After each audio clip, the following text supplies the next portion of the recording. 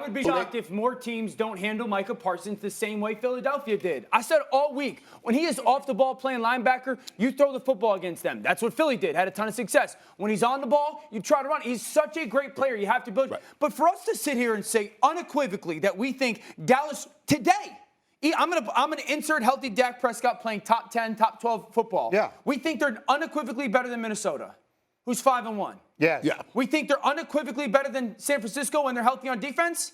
They got San Francisco got seven guys out on defense. They're going to, but they're tough team to beat because you won't get way ahead of them.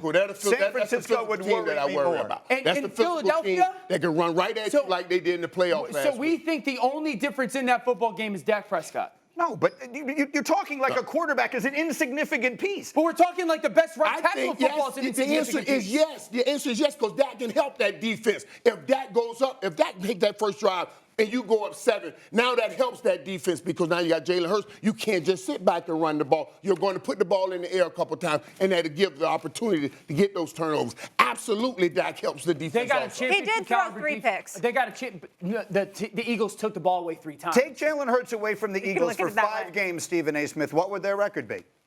It wouldn't be 6-0. I'm willing to concede that. They go 4-1 without their quarterback. No, that part's impressive. Cooper Rush held it down. But we didn't anticipate they were going to go 6-0 with Jalen Hurts. So when are we going to sit back and give the Philadelphia Eagles the credit that it deserves? By the way, he's sitting up there and talking about Dallas, even though Dallas is a game behind the New York Giants. Well, we beat the New York Giants. Well, the Eagles just beat you.